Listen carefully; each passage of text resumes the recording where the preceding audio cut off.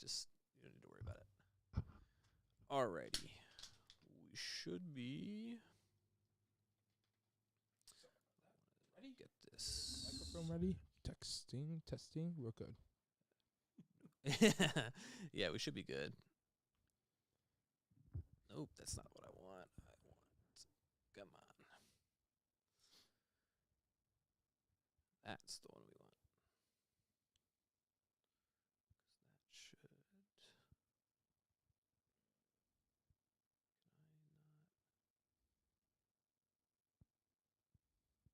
Oh, that's frustrating. That's our YouTube chat, but it doesn't want us to have it as a separate thing. So we'll just lower this. So like we'll see messages show up here, and then there also will be messages that show up here. We should be live right now, so if you're watching, welcome. Welcome. Sorry about that. We were just trying to get some technical difficulties, Dan. I usually say this in the beginning of most of our Race Typical shows, but it's not Race Typical if we don't have a tech problem. Yeah. So we're sorting that out now. Yeah, comment if you're on here. Comments. Oh, yeah, we are live, so we have 2 viewers. So we'll have comments come over here and then down here as well. Mm-hmm. But, yeah, we got 2 people watching. Okay, so... That's half your audience. Right? Yeah, right there. Perfect. You said it, not me. You're right. You are right. You're right. That is the number that I gave. Welcome, everybody, to Race Typical. Yeah. We have wonderful guests this week. Yeah. Right? Yeah. And you want to introduce them for me? So this week we have the great Tom Rebbie, the president and CEO of Philadelphia Toboggan Company. I met Tom. I was calling him one day in the middle of a snowstorm, and I said, Tom, hi, is this the president of Philadelphia Toboggan? He goes, yes, he is. And I said, do you answer your own phone? So that's how we became friends. He has been the president since 1991, which is pretty crazy. Yeah. I know. And we have the first caller. Our home phone. I thought it was Joe Biden, but it wasn't. Probably not. Okay, it's not. I'm just probably someone asking. But I wanted to let you know that Tom and I have been very good friends. We just went to IAPA. And what's that? They have like roller coaster convention, and it's an amusement convention. And there's many roller coaster companies there, and we just happen to be the oldest. And then they also made the Phoenix and the Twister with the coaster cars. Yeah. And I talked about that at a school. Shout out to Holy Rosary. They're amazing. True. So, ladies and gentlemen, please give it. I also want to give a shout out to Janine. There you go. Please welcome Janine and Tom. Janine is working at Philadelphia Toboggan Company, and she does a great job. Yeah. She's also my daughter. Yes. True. She has traveled many places with Tom. Yes. Yeah, I'm sure we'll talk about that.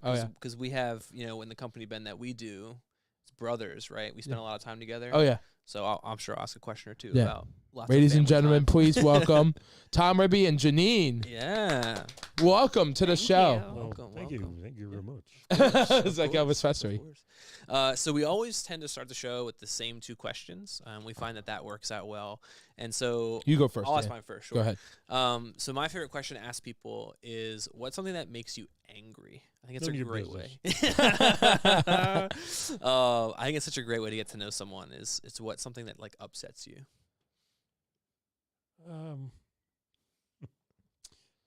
Let's see. I would have to think bullies. Yeah. They upset me the most. Sure. Yeah. I don't like uneven playing fields, and it's not fair when people are taking advantage of somebody that's down. Yeah. Yeah. That really, Janine can tell you, that just drives me up the wall. Yeah. Janine, how about you? Well, bullies is a really good answer. But in the same realm, liars. And someone you can't trust. Yeah. Right. Untrustworthy people. Yeah. It's something that just crazy. Really get under your skin. Yeah. And Ben and I have had the conversation. Honesty is always the best policy, yes. right? Yeah. Yeah. Honesty. Like a couple of times we were out for dinner. Yeah. And I'm like, oh, I forget what we were talking about. There was one story we talked about. Yeah. Wasn't it? Yeah. I can't recall either, but It's got something in your brain. I think it was something at the trade show that had happened, and maybe someone was just over exaggerating to you, and so you were relaying that, and you said you were like, "Oh, I don't really know if that's true," and I, you know, you know what? Maybe it was with Gary. I said, Gary, you should do something different or something like that. I told him, you could just go in another hotel and get the free breakfast instead of that's what it was. We did have that conversation. Yes. So I said, I should do it. Honesty is key. So yeah, you can't do that. No, right? you can't do that. When we stayed at a hotel one time, Dan, there was no pool, and the hotel next to us let us swim. Right. Yeah, but that's different because they let you do that, right? You asked them, and they said you could. Yeah, staying in one hotel and walking across the street just to get the breakfast, the free breakfast. Yeah. The other way.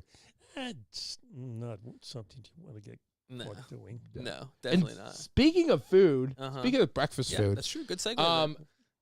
my taste buds are tasting right now. What is your favorite restaurant to eat at, Tom? That's Ben's question. I like to ask everybody. Engineering.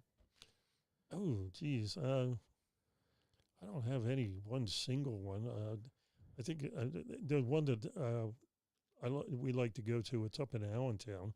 It's called Yule's Oyster House, but it's not only steak food or seafood. They have steaks and chicken, pork chops. We'll have to go sometime. But they're very good. We like going there. It's a good amount to choose from.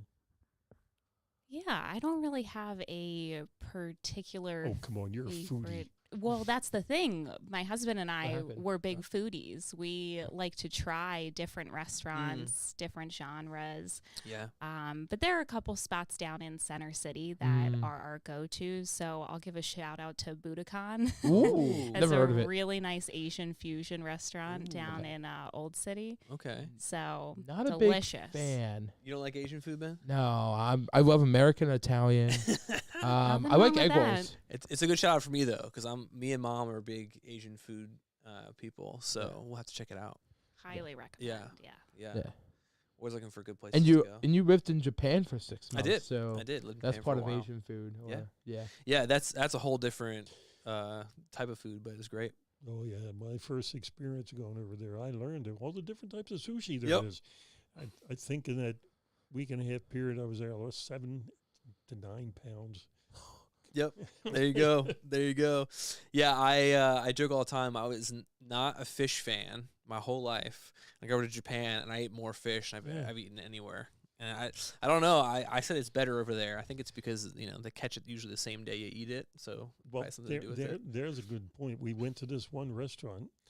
My interpreter took me out, and we're sitting at this long bar that curved around the restaurant, and we're sitting and it's all marble, and they're serving up sushi, and I see the chef bring up this 5-gallon pail. He reaches into it, takes something out, throws it down, and smack onto the lower marble, and I can see the tentacles just very slowly stop moving.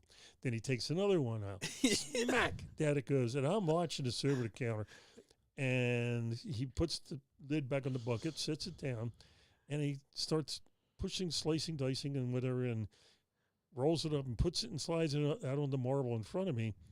And I'm just sitting there staring, and I'm trying not to be that typical American who's just like, I ain't eating that. Yeah. And I leaned over, I said, not to insult the chef, I said, what is that?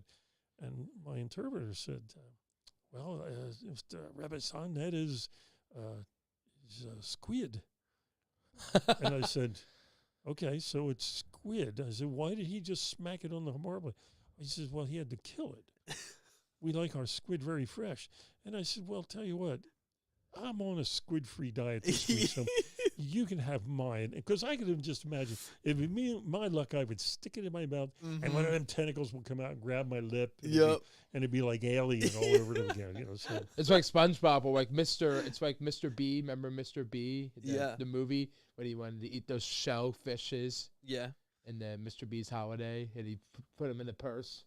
I don't remember that one. No. There was a scene in the movie. Oh, and Mr. Bean? Mr. Bean's holiday? Yeah. Yeah. Now there was a scene. We love Mr. Bean. Yeah.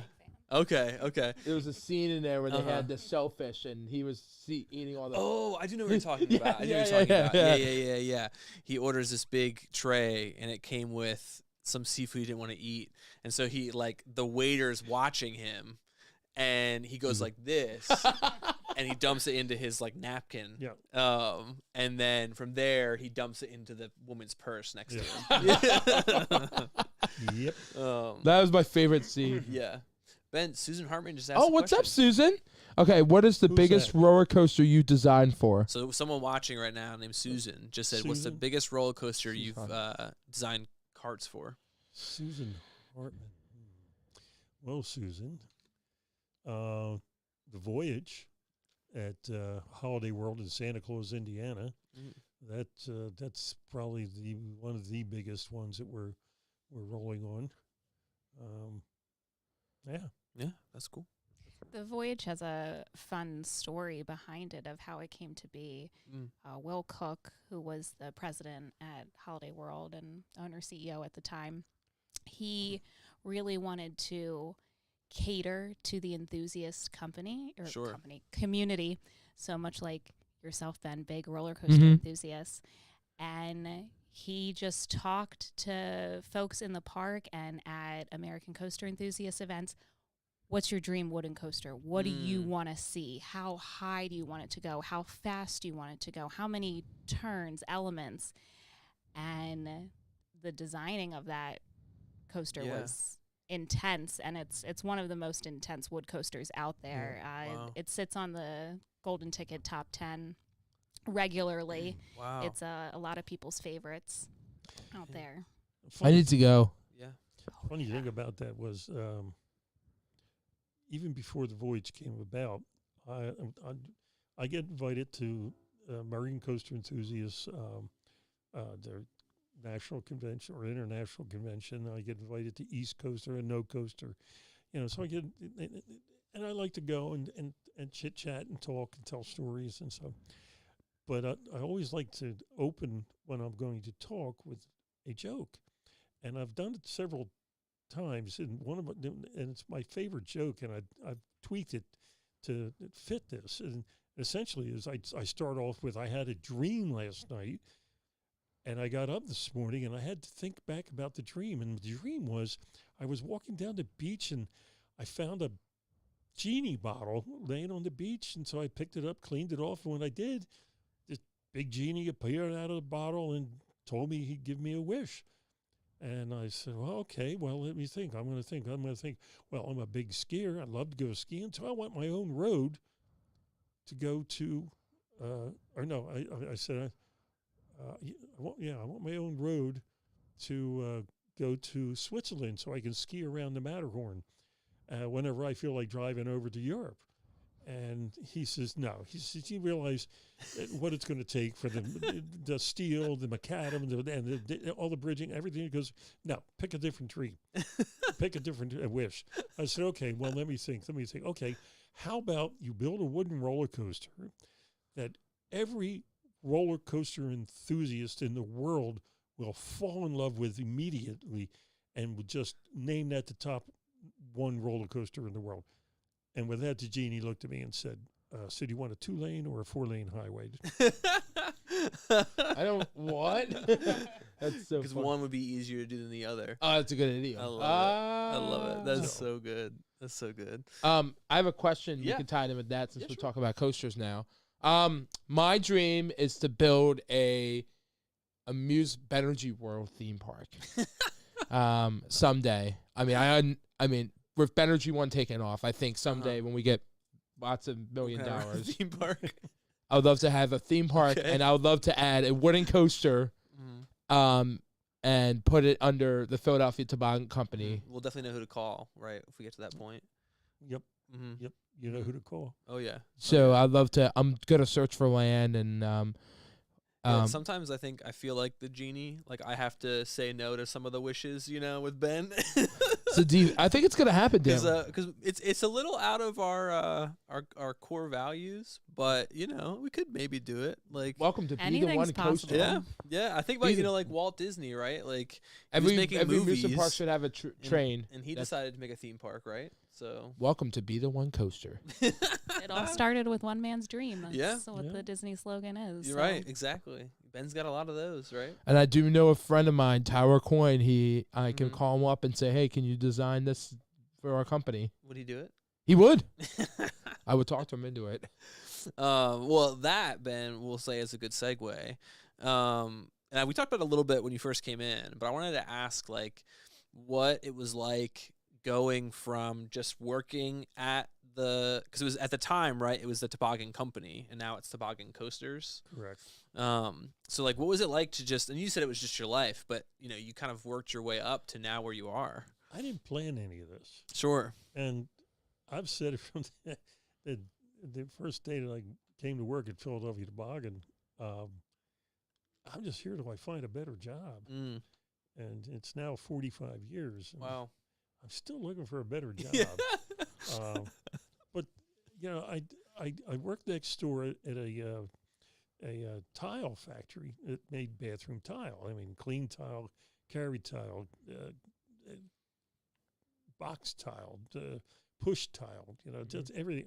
I really hate bathroom tile. I did it for 4 years while I went to school at night, and I just one day I walked into the firehouse and I was just grumbled to myself about how much I hate the job. And a friend of mine said, "Well, you ought to come work where I do." And I'm like, "Well, you make pinball machines. What can I do there?" And he goes, "No, I make skee ball alleys." And I said, "Oh, okay. Well, that's a little different then." He goes, "Well, a guy retired in the roller coaster department, and they're going to fill the spot, you know." So I went the next day and applied for, you know, went in, told the general manager that I'd like to apply for a job, and we're not looking to hire right now. It's not a real busy time of year. And I said, all right, find something. And long story short is I kept going back, and then I stopped going, and then they offered me a job, and I left the job making back in 1977 $4.55 an hour. Dang. To $4.25 an hour. Wow. So I took a pay cut just to do something different. Yeah. And what they had shown me was, you know, oh, you'll be doing this, you'll be doing that, you'll be helping. So I started out just sitting on a drill press, drilling holes in the floorboards of roller coaster cards. And they gave me this pallet. It was, you know, it's just a big pallet of wood, different sized boards, and how to set it up. And they had a blueprint of everything. And they said, here you go. And the pallet was, you know, like 4x4, and probably about 5 foot tall with all the wood. And I got about 3 days into it, and half the pile, maybe a little more than half the pile, because there were so many pieces of wood. And I'm thinking, why did I leave the tile? Why did why am I sitting here doing this? I should have gone. And I was like, oh, wait a minute, that's right. You hate it getting dirty and filthy and just being bathroom tile. I think I'll stick it out here. So I stayed. And the next thing I know, it was, okay, we're going to have you over here. We're going to show you. And I worked with another guy in a department, and I started learning how to read the blueprints, started learning how to make all the components for the cars, and how to set the wheels and the bearings, and how to put the wheels on the chassis, and how to build the chassis, then put the wheels on them, and all the parts that go with it. And we flip it over, and then we're putting the upper halves on it. And 9 months later, they offered me foreman's position, and I was like, okay, well, it sounds like interesting. Yeah. And I got a raise, so now I'm making like $4.75 an hour. Yeah, right. And I'm thinking, I'm doing pretty good now. And one thing led to another. I just, we have a troubleshooting. And my old boss, Sam High, I love the guy dearly. I still do. I see him every day because I have his picture hanging in my office. Love it. And he comes out one day and he says, what are you working on? I said, well, I'm making parts. And he goes, all right. He says, how about driving up to Dorney Park up in Allentown? He says, they're having an issue, and the cars are doing something, and they don't know. See if you can go figure it out. So I went up there, and I'm riding this roller coaster all day long, and people are getting on, and then they're getting on. Then they're getting on a couple hours later. And they're like, were you on here earlier today? Are you going for the world's record? And like, no, this is my job. I'm trying to figure out what's going on here. And I had figured it out by then, but Sam always told me and said, don't, when I called him and told him, he said, don't say anything. You don't want to embarrass the park. Yeah, sure. Give it some time. So I just sat there, rode the coaster, went and had lunch with the maintenance staff. I went and got ice cream. They're very fun. The You maintenance know, staff. One of them just retired, I Oh, think. There you go. Becca, I think, or I forget her name, but she was on the maintenance staff at Dorney. Okay. Okay. Brittany? I think she was like an older woman. I Oh, forget her that's name. not Brittany then.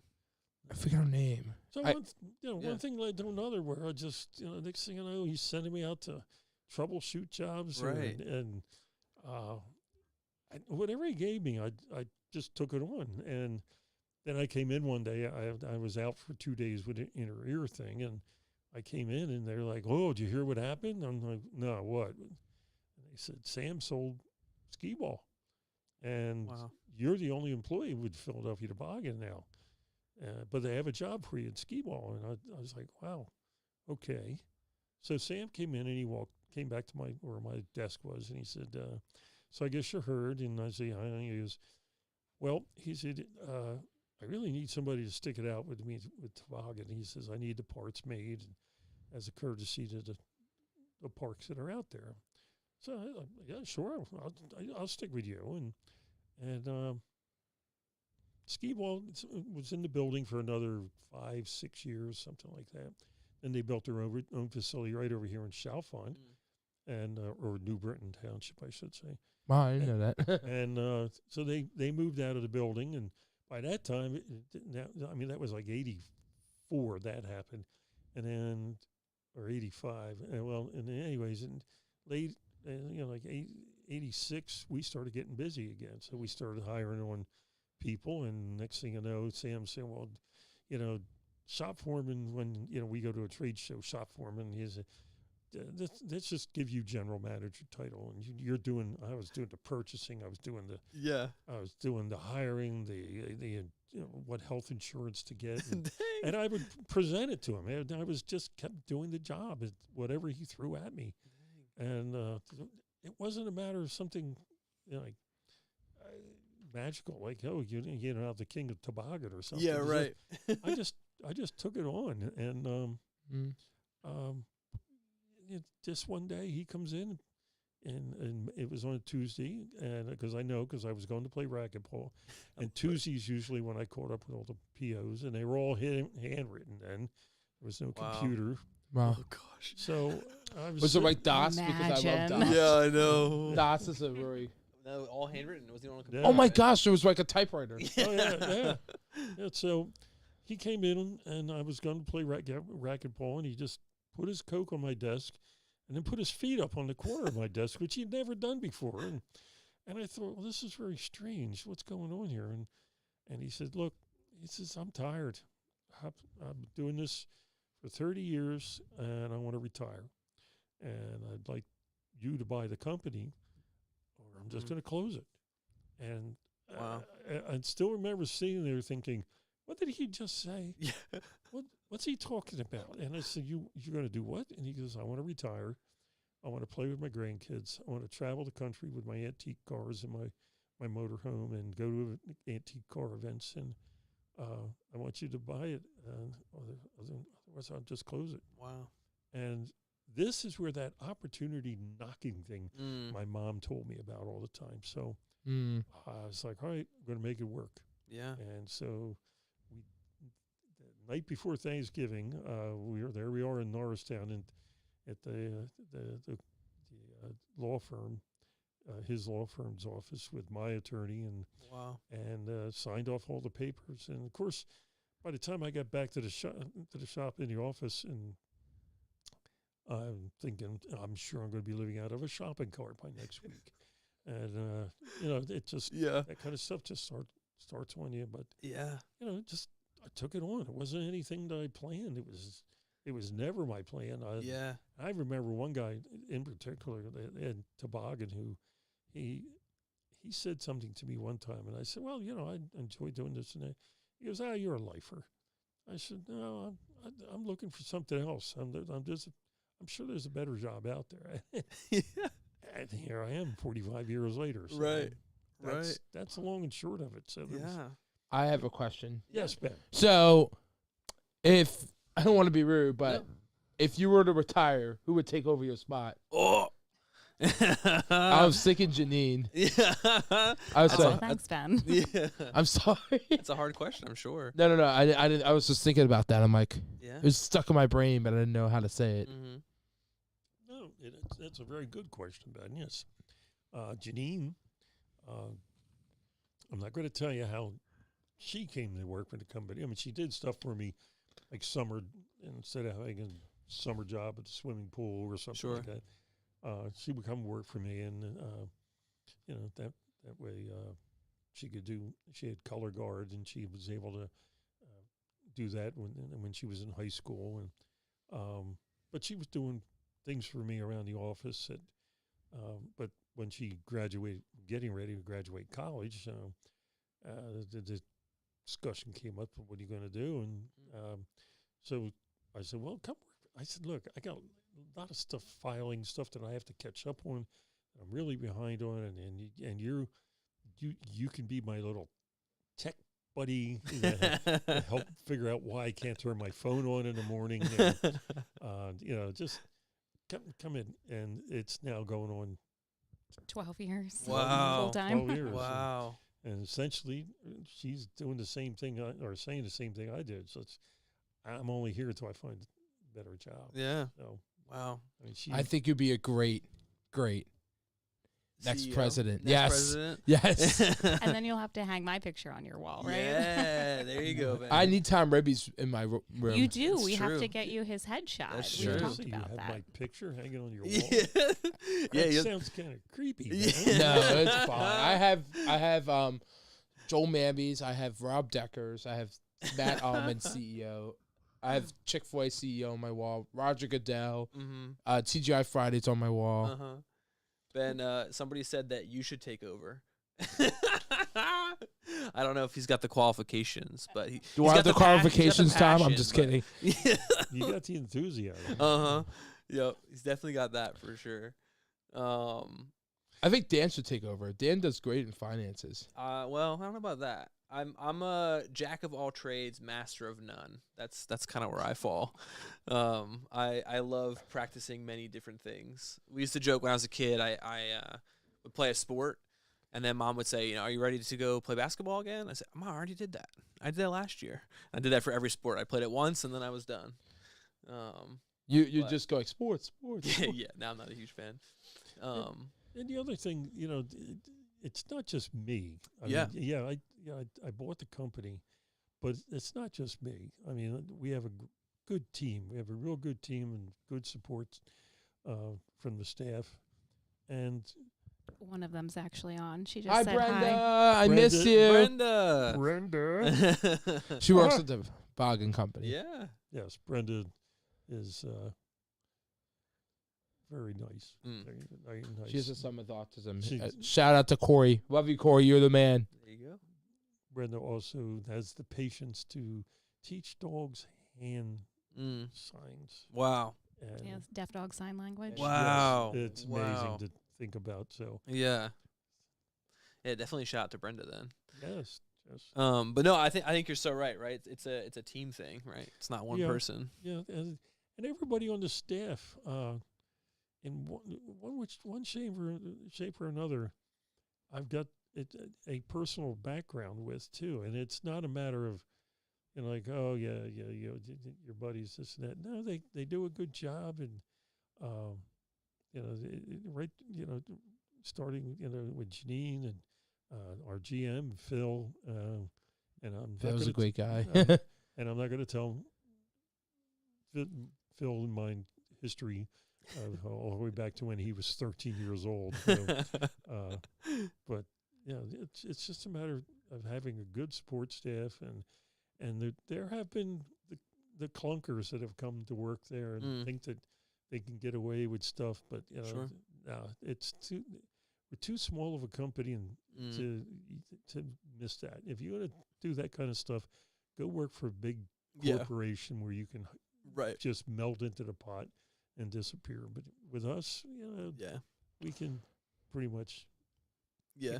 pick it out and pick them out. That that really don't have their heart into doing the job and building what we do. Yeah. So. Yeah. I tease Ben all the time.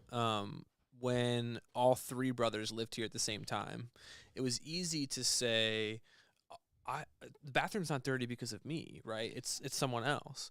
Now that it's just me and Ben, right? We know it's one of us. So it's me. You can't, right? You can't, when you're a smaller group, you can't really pass the buck to anybody. Or it's easy to see who's trying to pass the buck. So, okay. What were you going to say, Ben? I was going to say question 3, but you can go ahead, Tom. Fine, Ben. I didn't know you were ready. All right. I heard a story that you guys used to own skee ball. Me and my family love skee ball. My dad is a king of skee ball. Mm-hmm. I don't know how he does it. He's very good at it. He's very talented. He hits the hundreds all the time. Like when I was at an app, I hit the hundreds. Mm-hmm. Yeah, he used to go because they would go to the boardwalk every summer, and I think he would tell us that it was 10-cent skee ball at the time. Julian's Arcade. Yeah, and so he also goes to Chuck E. Cheese. All the time. You told me a story. You went to Chuck E. Cheese and you played one time, and they said, "What are you doing?" Yeah. Well, yeah, okay. I can tell you a story about it. Yes, the Toboggan used to own skee ball. They were sold in 85. 84, 85. And yeah, so back in the 80s, during the summertime, when we were slow in the roller coaster department, and I was just building parts and inventory, my guys would normally get farmed out to 2 jobs in skee ball. So one year, the chief engineer of Toboggan Skee Ball came out and says, "What are you working on?" And I said, "Well, I'm just making parts and inventory." And he says, "All right." And with that, they wheel a skee ball machine, set it all up, turn it and fire it up and turn it on. And he goes, "Play this until we tell you to stop." So I'm like, "What do you mean?" He goes, "Well, we're working on a new digital printout or readout, and we need somebody to play this. Just play it all day long until either it breaks or the end of the day and go home." I said, "Well, I don't remember this." I said, what do you want me to do tomorrow? Just play it. Just play it till we tell you." "Oh, okay." So I ended up playing the skee ball machine for about a week and a half to 2 weeks. And the chief engineer, Noli Janata, he was just a fascinating guy to talk to. He came out one day and he says, "You're playing it wrong." I'm throwing the ball straight up the alley. And he goes, "You're playing it wrong. Let me show you how you do it." And he's throwing these, hitting the corner where the hop is and popping him, dropping him into 50. He rolled a 450 game without even warming up. Dang. And I'm standing there going, "Okay, I see how you do." So I learned how to do that. Hit it there. And I usually don't go for the 50. I usually go for the 40s. So I've only did 450 one time. So one year for Christmas, I end up buying, I get a hold of skee ball and I end up buying a machine, and we put it in the basement. And so Jean grew up pretty much with the machine in the basement. But on the weekends that her mom had to work, which she was a cardiac nurse, and she worked midnight shift, I would get Janine out of the house and we'd go do something someplace. And one of the things was we go down to Chuck E. Cheese, and she would just sit there on the end of the machine next to us, and she would just keep putting the tokens in, and the tickets would just keep spewing out, and she put the next token in. And finally the guy that works there comes walking up and goes, "You work for skee ball, don't you?" I said, "No, I don't work for skee." "Yes, you do." Oh, honesty is key. Yes, you do. You work for skee ball, because skee ball people come in here and they throw that ball and they hit right there in that hop. They know where to hit that thing. "You work for skee." "No, I don't. I've never worked for skee ball." And he just looks at me and I said, "But we own the company." And I play skee ball at work almost every day. So yeah, that's my I love it. skee ball story. That happened a couple summers where they come and say, "Here, play this till it breaks." And I said, "Okay." That's great. I think Dad would love that, right? Dad would love. You know what my dad would love? A skee ball machine right in our house. Mm-hmm. There you go. Yeah, we've talked about it a couple times. I think that's maybe a retirement gift for Dad when he finally retires. Yeah. We'll get him a skee ball machine. Yeah, that'd be great. In the background all day long. We'll have to come over to your house. I have to bring my dad and maybe her play. Oh, Maybe. They have skee ball in their basement. Yeah. Yep. Still have it to this day. Oh yeah, yeah. There you go. I love so it. we'll have to. You can't invite yourself over to people's houses. Nah, right, no, Ben? it's all right. Yeah. I just get excited. That's Ben's favorite thing to do, is to make plans at someone else's location. I'm sorry. I just get excited. Hey, that's how we get to all of his speaking gigs. That's too. true. That's you very true. You should have me in. You're right. You're right. Great selling point. Yeah, when we were at I guess it was Bercadia, right? We were Yeah. speaking at Bercadia. Yeah. And the book had just come out. Ben told everybody, you got to buy it. You have to buy the book. Have to buy the book. And I'm in the back, and I'm like, guys, you don't have to buy it. And the woman in front of me was like, Ben's a better salesman than you, right? I was like, yeah, he is. I mean, honestly, it's been a great journey. Yeah. We was just at Chick-fil-A last week. We were. You're right. No, I was going to say something about that, actually. Interesting segue. The guy who started Chick-fil-A, so it's a family company. It's been, I think there's only been 3 CEOs, and it's now the 3rd generation of owners. But Truett Kelly. Drew Kathy. Kathy. I keep saying Kelly. Yes, thank you. Truett Kathy. Truett Kathy. He started Chick-fil-A, but he had a similar moment where he built their corporate headquarters, and it was the most he had ever spent on anything. And he talks about the fact that he's like, I think I just made the worst mistake ever. Like it's very similar to like, I'm going to be living in a shopping cart situation where he's like, I don't know if I should have done this. But that was the turning point for him, where they really kind of went into this bigger area of success in that challenging moment of, should I have made this choice? So when you were saying that earlier about when you bought the company, the Toboggan Company, It's really, it was very interesting. and there was one cool Similarity. story about Chick-fil-A. Mm-hmm. There's menus to this day. There's 4 menus left, and if Mhm. you had those menus, you get a chicken sandwich for 64 cents, and then Yeah. fries for like a nickel.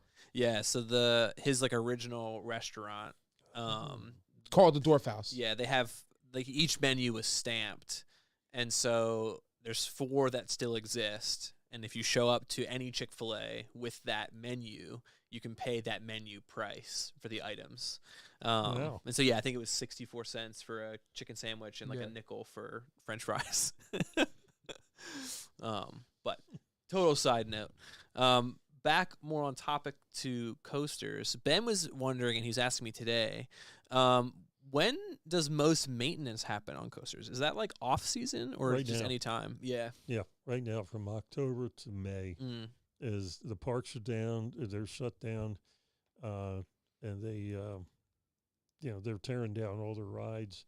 And the unfortunate thing but fortunate for us, Mm.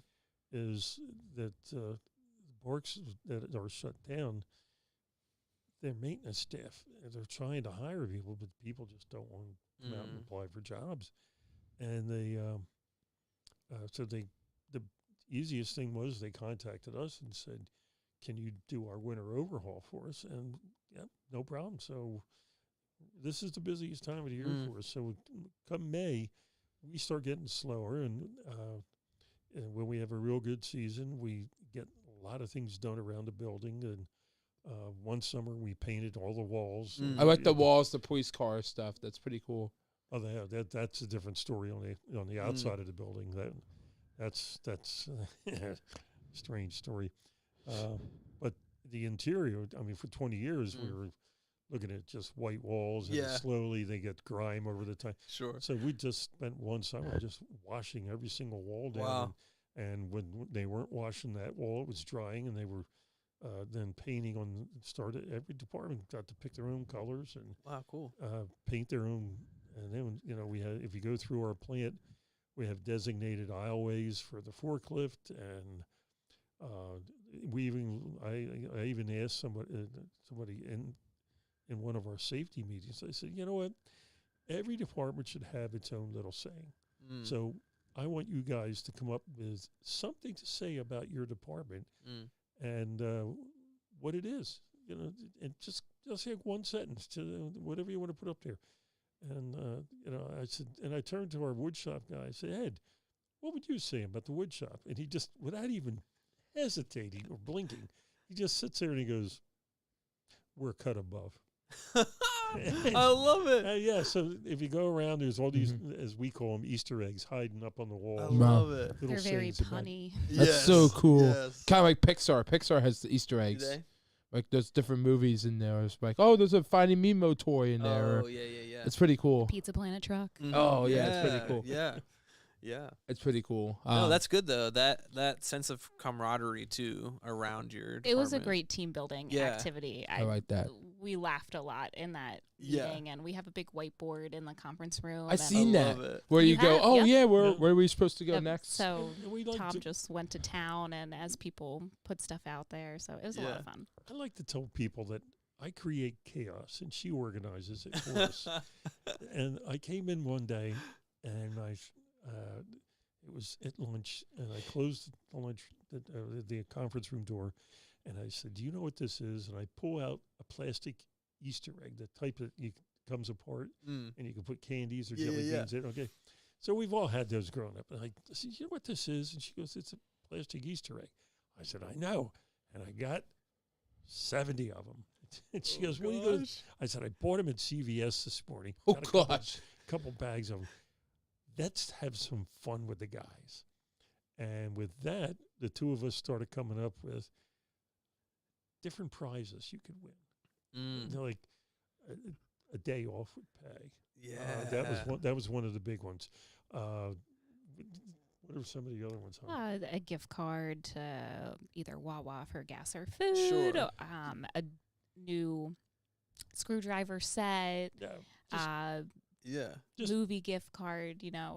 Enough prizes that everybody could win something twice. Mm.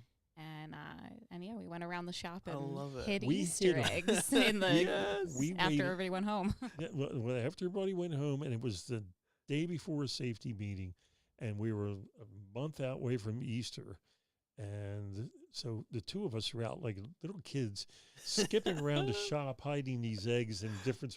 And we Oh. made And then them- taking pictures of where they all were. That's so very smart. nothing we, got but left we didn't know what was Yeah. in the egg because we just put a number in there, and then we came, and Janine had it all set up on chart, and we didn't know what was in any of the eggs, and we didn't hide them out of sight. They were hidden, but they blended in with the color background, or Sure. or just nothing was hidden. They were just hidden in plain sight. Sure.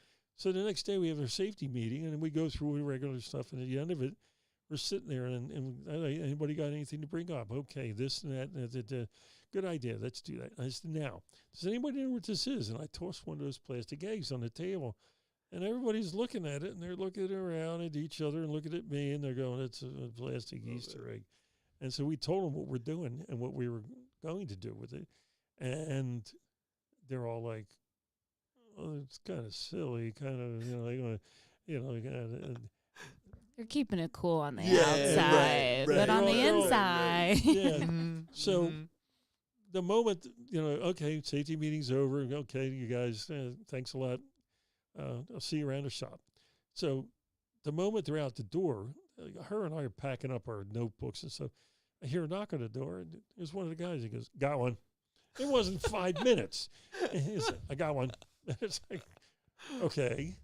So Well, hang on to it. Yeah, hang on right. to it, and we'll open them up the Friday or Thursday before Easter. And so, sure enough, we brought everybody in at the end of the day, and everybody sat there and okay, who's got number?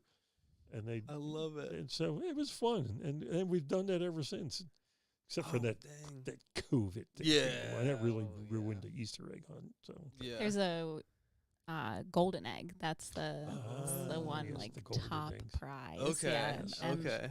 the first year that we did the hunt, it took them nearly until the day before Wow. the cash-in day Yeah. to find it, and it was pretty funny. It was in a rain slicker jacket.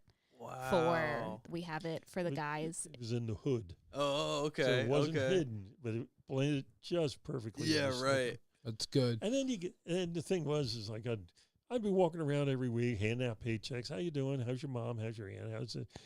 Just chatting with the guys like I normally do. And I'd ask each one of them. I go, so did you find an egg? And then one guy would just say, I'm not even looking. And really, you're not even looking? And he just looks at me, and I go, how many did you find? He goes, I'm not even looking. It turned out he had like 4. So, everybody's just trying to play cool. And then it got to the point where one guy, it was like catching and finding him, and he would spend lunchtime walking around eating his sandwich, just looking everywhere with this. So the next year we had to change the rules a little bit. You were only allowed to win 2. Yeah. But you could take it out, look at the number, go, I wonder if that's a good witch or a bad witch. And you could either put it back. Yeah. Or find another one and put it in its place. Yeah. Or trade it off with somebody else. Maybe you got a better egg than somebody. So It's kind of like the white elephant game. Yeah, like exactly. Christmas. So Grandma Candace, when we were kids, she said, all right, we're going to do an egg hunt. She dragged us into her teenagers to adults. Yeah, we had a problem where our like the age gaps in our family. So our youngest cousin, when our oldest cousin was 20, our youngest cousin was, I think, 10 or 8. And so for our oldest cousin, right, Easter eggs kind of done. But the 8-10-year-old wants to have Easter eggs. So we always had these like kind of debates where like, when do we stop? Like, do we wait? And so I think that's what you're thinking about, right? Yeah, and I'm glad we stopped it. I mean, it's much easier not to. You didn't like finding Easter eggs? I mean, when I have kids, we will do it. Yeah, because I think the key there, like you're saying, is even the people that are trying to play it cool, they're the people that found 4 eggs, right? Like everyone who's like, oh, I'm not looking. Like they're the ones that want to look the most, you know. And I'm glad that you said that you limited it, because the first thing I thought of when you said that was I would be finding 8 eggs. Like I would just be looking all day. And bartering. Yeah. Like, who wants an egg? Yeah. What are you willing to get paid right, for it? Right. You know what's funny? Christmas is on a Sunday and Easter is on a Sunday. So I wish Christmas every year was on a Sunday. Why is that? So we can have fun. And what? Why is it only fun on a Sunday? Because it's a good day for Jesus. Oh, okay. Get it? Ah. Gotcha. So, Ben, you were just with the Philadelphia Toboggan Coaster. Thank you so much for everything. That was amazing. Where were you? In Orlando, Florida. I met so many amazing people. You handed out a lot of business cards. No, man, those people met you. Yeah. Yep. You're amazing. Oh, yeah. I've got a lot of interviews. We even got one speaking gig out of it. So we're pretty... Yeah, we just talked to them today. We're going to go to South Carolina. But... You just had to be there. I mean, Ben would keep coming back to the booth, and he says, I'm out of business cards. I need business cards. I got to call my mom and get business cards. And I'm like, how many cards did you hand out? And he goes, I don't know. So Aunt Kathy, shout out to Aunt Kathy, went to Denny's, and she said, all right, we'll go to St. Cloud. We'll go pick up business cards at Staples. And her and Uncle George drove. Picks them up. Picks them up. Classic Aunt Kathy. I said all the time, Ben was a rock star. The biggest thing for our company is that Ben's natural ability to network, right? Oh, yeah.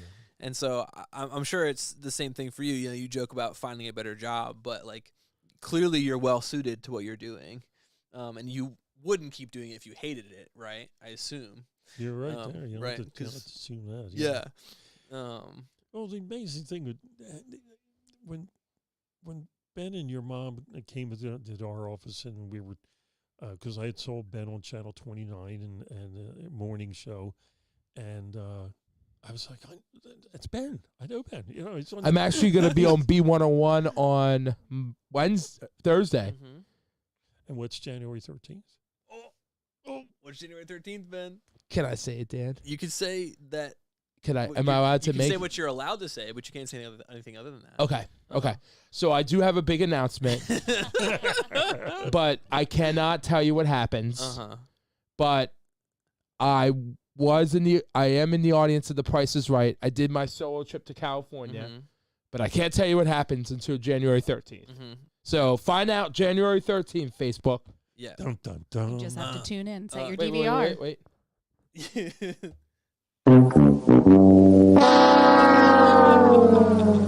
Maybe something a little more cheerful. I know. So Yeah. Being at the show with inviting Ben down to come along as our guest, it was just something I thought Ben should experience this. He should really see how big this show is, and just experience. And when you're a first timer at the show, I can always tell because they're walking around with their mouth open and they're pointing all different directions. But Ben, he just took it in stride and took off, and we came back from dinner one night, and we all decided, well, let's go down to the little cafe inside the hotel. And we met people from Jim Thorpe. And we met people, the two realtor ladies from Chalfont and Abington. And their office is in Chalfont. Yeah. So we're standing there in line, and everybody's like, "Oh, I want to try." And Ben loves to taste and try. So he's like, "I want to try this. I want to try." And I said, "Well, why don't we let these girls go ahead of us?" And they're like, "Oh, that's okay." And Ben, of course, turns around. And he says, introduces himself, and says, we're from Philadelphia," and they're like, "Well, we're from Abington." And it's like, "Really? Well, yeah, we're here for a realtors convention." And Janine remembers exactly what she wrote and how she wrote it, but we ended up talking to these two. They were infatuated, just mesmerized by the story Ben was telling them about growing up. And then we're going to close this. When we close this off, I'm going to tell you something special. Yeah. But anyways, Janine read on this one woman's webpage the next day. Well, this was a different realtor. Yeah. Again, so him just making connections. So yeah, the two ladies at the gelato stand. We talked to them for about an hour, and that was great. But I think, Ben, had you spoken at one of the Yes, it was Copper Beach. Yes, okay. Their kids go to Copper Beach, and I said, "Oh my gosh, I know Mrs. Rogers." Yes, so Ben was already somewhat connected into their lives, but there was another woman that I just met. Yeah. Yep, at the hotel lobby who was there for the realtor convention. She is from South Carolina, and she wrote this beautiful Facebook post and tagged Ben in that because, of course, when you're going to meet Ben, he's also going to tell you where to find him on Facebook. Yep. And she made this beautiful post about how she had a great time at her realtor conference, of why she wasn't in Orlando, but her biggest takeaway from her conference was meeting a stranger in the hotel lobby and ordered the book. Yeah. And she was just, he's magnetic. Charismatic. That's what I've learned. Yeah. No, it's so true. Everywhere we go, I'm always surprised by the people that come up and will talk to us afterwards. And that's such a big guy. He's fast. Yeah. Oh, yeah. We turn around and go, "Where'd he go now?" Well, so I got to tell you this story, Tom. Uh-huh. Sorry, we'll talk about Orlando. But we were in the airport eating at Ruby Tuesdays, and I'm sitting there, and I'm talking to people, and I'm like, "Oh, my grandson has autism," and we was eating there, and then she comes up and she goes, "I want you to say hi to my grandson," and we just talked. Oh, that's right. You talked to her grandson? Yeah, she was FaceTiming. Oh, wow. And with her daughter, who was the mother of her grandson. Wow. Yeah, it was really neat. Yeah. Yeah, it's something that, I think that's the biggest thing when Ben goes and speaks somewhere is his, desire to be, and just, I guess not even desire, it's just him being genuine, right? He's just genuinely himself all the time. I think sometimes when, especially I think I've been to a couple conventions, something as big as that. The Toy Fair in New York. Yeah, I went with Ben to the Toy Fair in New York. Yeah. Oh, man. Yeah.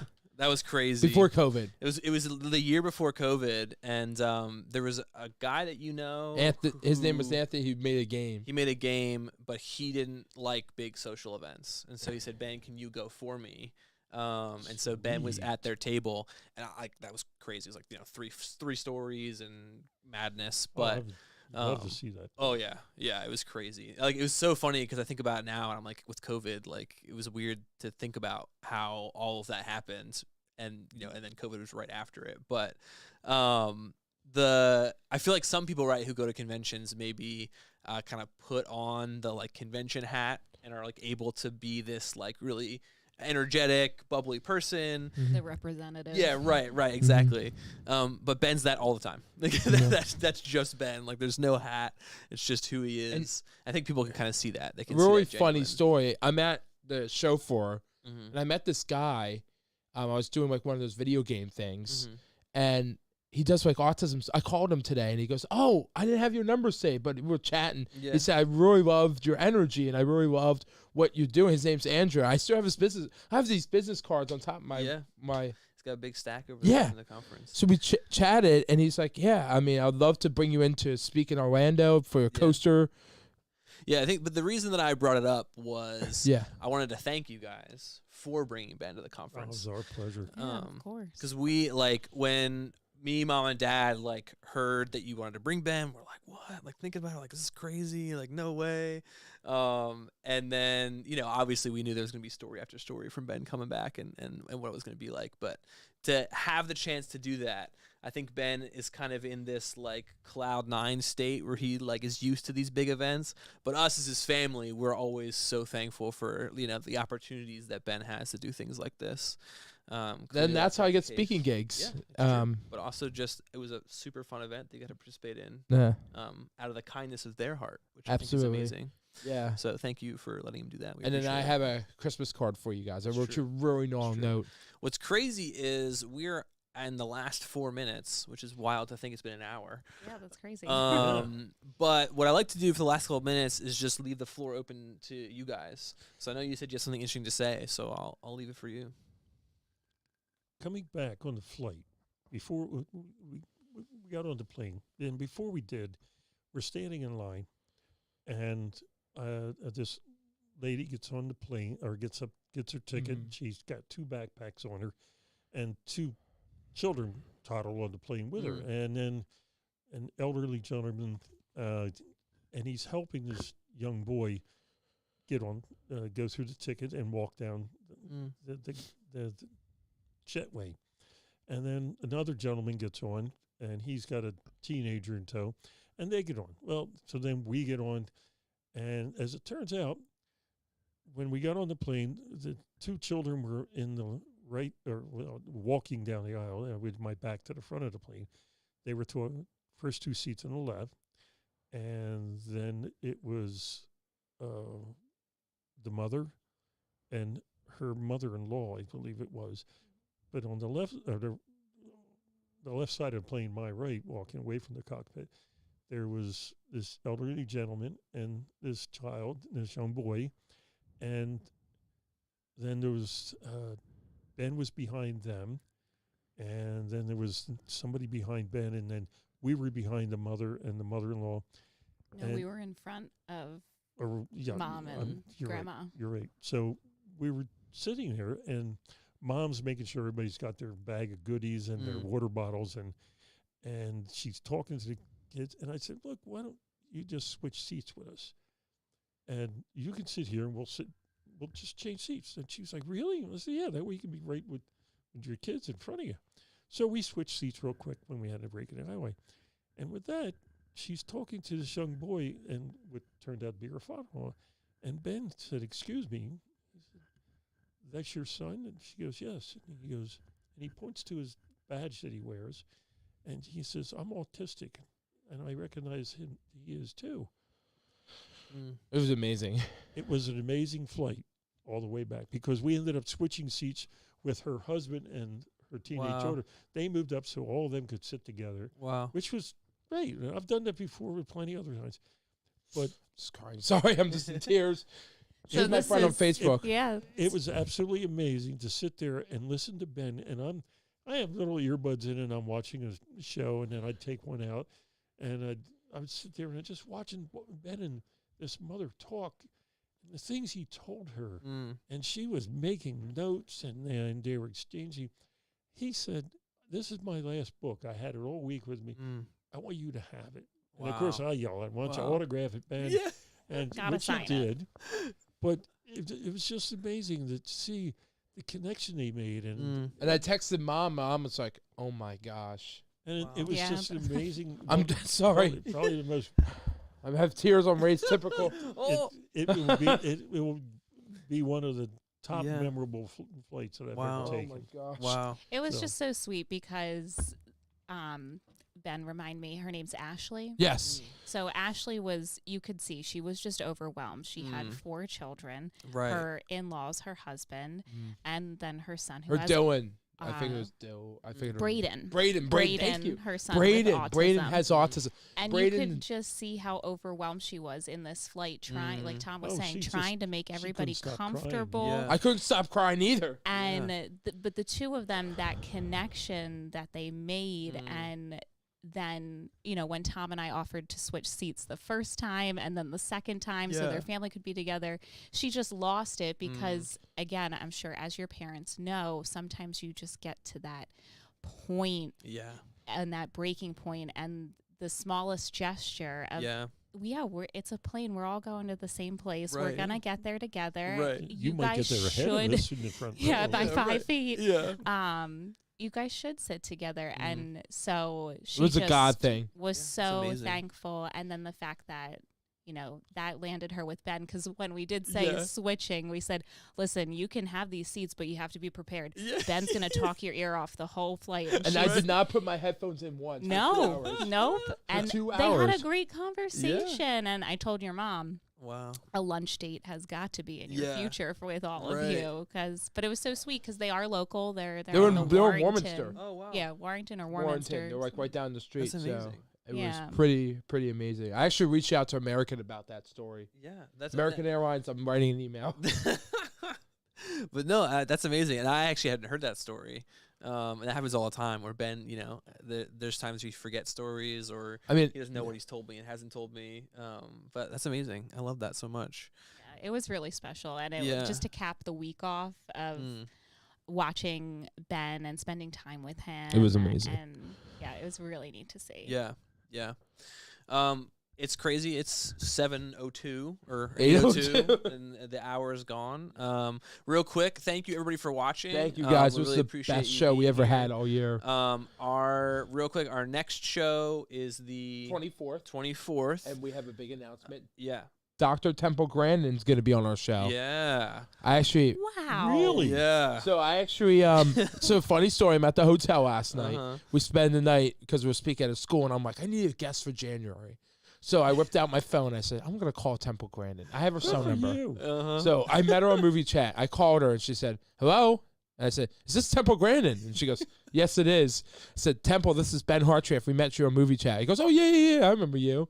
And I said, Temple, I'd love to have you on my show. Is there any way you can come in January? And she goes, well, I'd rather do December. And I'm like, Temple, I don't know if I could do December. And then I said, what works for you? I said, Tuesdays are better.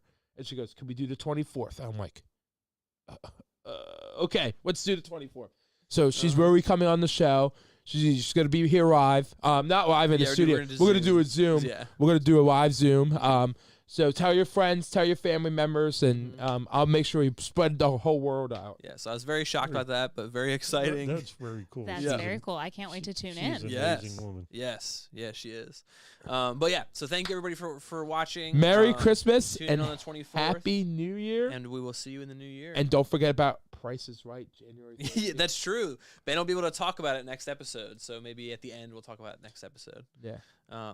But thank you again, everybody, and thank you Good guys night. for being here. We really appreciate Thank it. you. Thank you. Yeah. Oh, Mrs. Russo.